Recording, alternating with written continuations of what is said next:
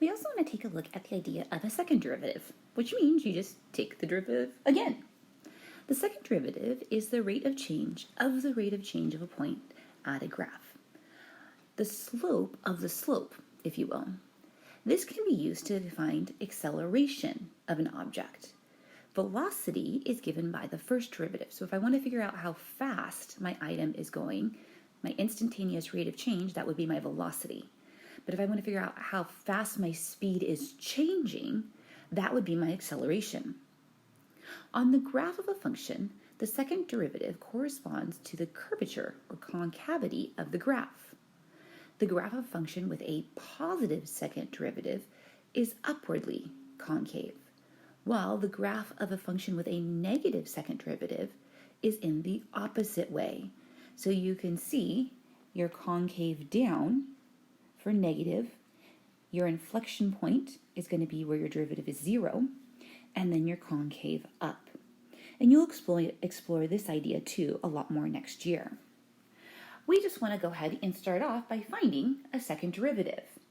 Well, if I want to find a second derivative, that means I have to find the first derivative first.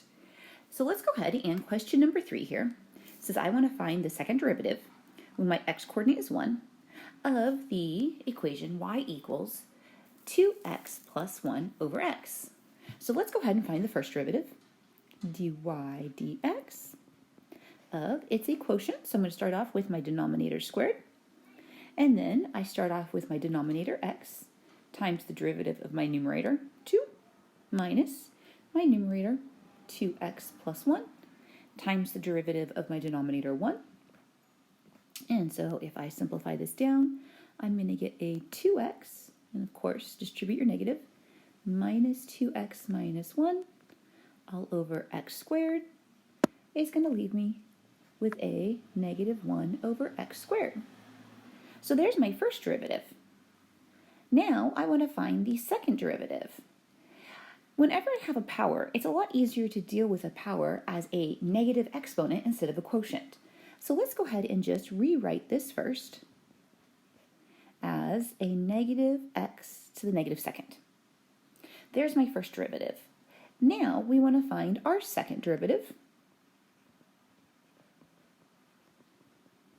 So I'm going to take the derivative again. If I want to take the derivative of a negative x raised to the negative second, I'm going to use my power rule. So my exponent gets moved out in front, which becomes a positive 2, and the power goes down by 1 on my x to negative 3. So if I have a 2 over x to the third, then I want to evaluate this when my x is 1. So if we plug a 1 in for our x, we're going to have a value of 2. As mentioned up above, the second derivative gives us our acceleration. Our first derivative gives us our velocity or speed. So let's take a look at a particle in motion. Question number 4 here says that the equation of motion of a particle is s is equal to 2t to the third minus 5t squared plus 3t plus 4. We want to find the velocity when it has traveled for 2 seconds, and we want to find the acceleration at 2 seconds. So let's go ahead and first start off by finding the derivative of my s, my speed, with respect to time. So I'm going to go ahead and apply my power rule here, and I'm going to have a 6t squared minus 10t, there we go, plus 3. If we want to find the velocity at 2 seconds, let's plug that 2 seconds in. So 6 times 2 squared minus 10 times 2 plus 3.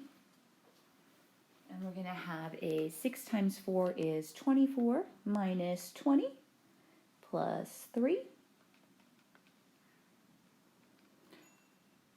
And that's going to give me 7. So if I'm traveling at 7 seconds, it doesn't say what I'm covering, if it's feet or miles. So our speed would be 7 units per second. So for our velocity, we're not sure what our motion is, but it's going to be 7, we'll say units per second. Now we want to find the acceleration. So if I want to find the acceleration, I've got to take my derivative again,